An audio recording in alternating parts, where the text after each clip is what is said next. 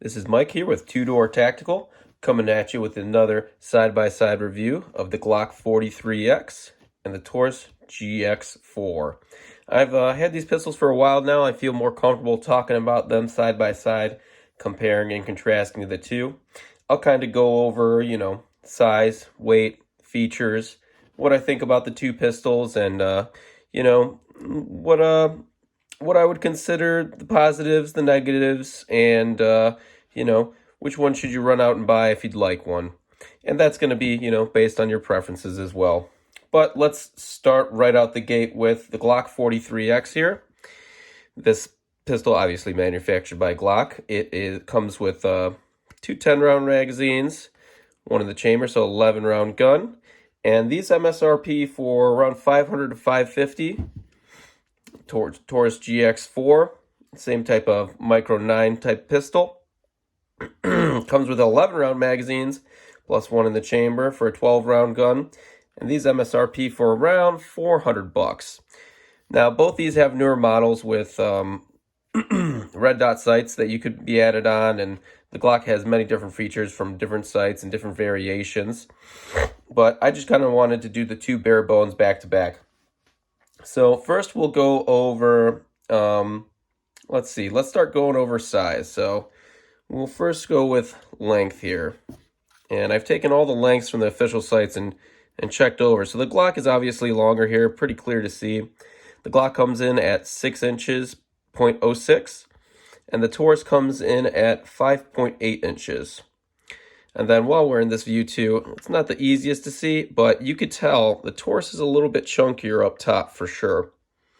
Now, the full length width on the Glock is labeled as 1.1 inches on their site, but the slide width is labeled as 0.87.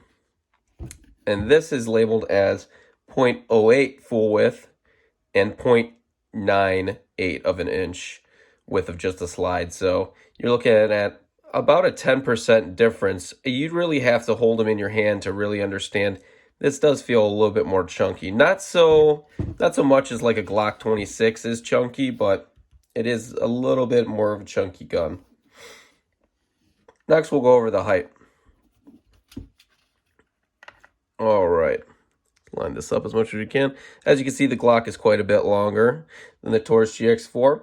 The height on the Glock comes in at 5.04 inches, and the height of the GX4 comes in not a full inch, 4.4 inches, so a little over half an inch less. And you get 1 round more in this gun. That's because of the Glock's designed magazines where it's more of a staggered, and this is more of a double stack magazine that's tapered off. I know there's ammunition in these, but there is no ammunition in either of these firearms. They have been safety checked. Just for the safety people here. So, going on from size, let's talk about weight here for a second. And I'll break up my scale just so we could be accurate on camera here. I don't know if you guys are going to be able to see it so good. Yeah, for sure you can. All right, so unloaded weight on the Glock is 16.4 ounces. And the unloaded weight of the Taurus GX4 is 16.6. So a little bit more for this gun, but pretty darn close. Now, the weight that really matters is you carrying it with full of ammunition. So this is the 43X, the full mag, and one in the chamber. So we're coming out to 23.27 ounces. And now let's try that with the Taurus.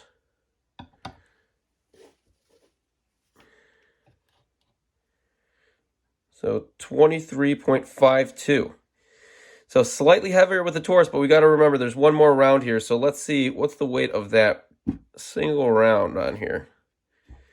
And that weight is 0.42. So without this bullet, this extra bullet, the Taurus is actually slightly lighter, but not enough difference to make a difference in my opinion. Very, very close in weight. So let's get this out of here. Now, features of these firearms, they're both striker-fired firearms. The Glock's labeled as it comes with a 5.5 pound trigger pull. This one, it comes out slightly heavier, especially when new. A lot of people were registering it around 7, but after a lot of shooting, this gun does break in quite a bit better. And I think both triggers are pretty darn close. So let's first look at the Glock trigger. Obviously, it's a classic Glock trigger where you pull back, hit a wall, and a break. And let's come out, hear the audible click, and right back at a wall, and break. GX4, got a tiny bit of slop, and then a wall, firm wall, break. Back out, hear the little click, and then break. They both feel pretty darn good. There are the differences between the trigger on these is not too much. This does have more of the flat. Once you grab this in, this is more of a flat face trigger. And this one has the ridges, and it's rounded with ridges. So it is a little bit different, but not too different. Another big difference between these guns is the sights they come with. Obviously, the Glock comes with the classic Glock sights made out of polymer. And the Taurus comes with these steel sights that are just a flat black and then a 1-dot sight in the front. These are decent, and also this gun takes aftermarket sights that are the same as the Glocks. So this Glock sights will fit right onto the Taurus. So any aftermarket stuff for this one will fit on this one for sights, which is pretty nice because there's tons of stuff available for Glock and not too much available from other manufacturers. So another big difference between these guns and a lot of guns is the fit and finish and the coating on the slide. Now, Glock on these Gen 5 pistols and the certain models of the Gen 4 and the Gen 3 come with some really, really good coatings on their slides. They don't leave fingerprints. They don't really wear with carry. Like, this gun still looks great, and it's been carried quite a bit. You see a little bit of wear on the barrel, but not much. Now, Taurus, obviously, a little bit cheaper manufacturing, a cheaper firearm. You could kind of see a little bit of wear over here. Due to the barrel design, there's no wear on the front of the barrel just because of how it locks up. You see this big gap here? This is a little bit less of a gap, so there's more movement there, more area for it to touch. But it's just not as great of a finish. But again, not so bad. Like, here's another good example right there. You can see that's not something that's actually on the gun. That's like a little blemish in the actual finish.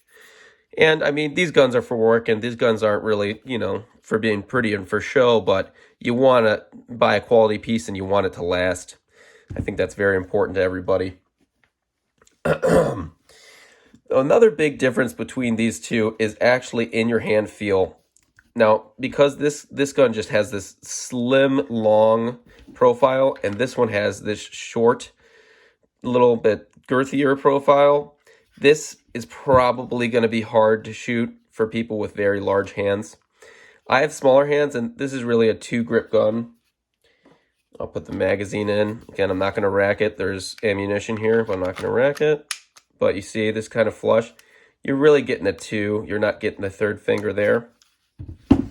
And with the Glock, you have quite a bit more real estate. Again, not going to rack this gun, but you get a real full 3-finger grip, which is super, super nice when you're actually taking this out to the range and shooting it. It has a very good feel, at least for me.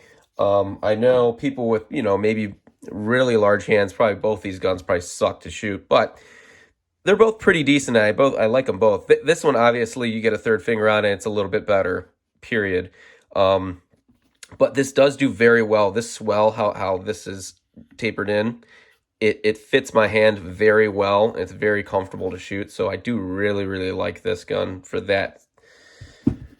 And, that's the difference between length. And obviously, these are carry pieces. So when you're trying to carry a gun that's quite a bit longer, it's a little bit harder to conceal, but it is thinner. So it is quite different. Now, another big difference between these guns, unlike the G2C, which has a similar takedown to this takedown is completely different. So we'll just pop the slides off and kind of show you how it goes.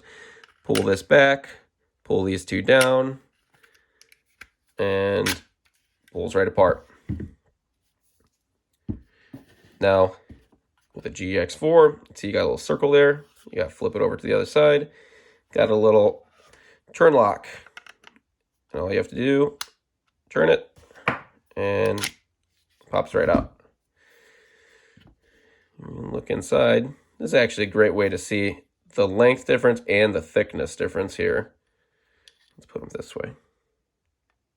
There you go. You can see there's quite a bit, about 10% larger on the GX4. Now they're both striker fired, so they both have very similar mechanics on the interior. One thing I do really like about this GX4, which I mentioned in my last video, was these rail design. I think it's great. It provides a very smooth feeling for this inexpensive firearm. And the Glock has, you know, the typical 4-point that all Glocks do have. Nothing wrong with it. It just does not feel as buttery smooth, even as this and a lot of other manufacturers have. And for those of you who maybe aren't too familiar with the GX4, size-wise, like maybe you're familiar with the Glock 43X and a SIG P365. This is very, very similar in size and weight to P365. So that will give you a good comparison if you are totally unfamiliar with this gun.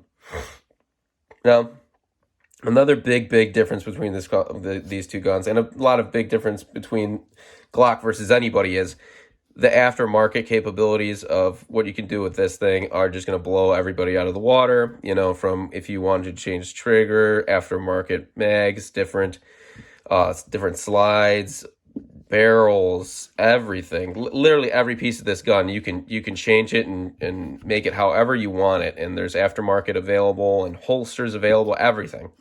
This thing, not as much. I highly doubt you could find barely anything comparative to what you can with Glocks. But if you're just looking to buy something that'll, do the job of either concealed carry or a range toy, if you want something like this for a range toy, I mean, you probably should go for something bigger, more fun to shoot than these little guys. But if whatever your personal preference is, if this is a carry piece, I don't worry about changing up the guns too much. I don't like carrying guns that are highly modified.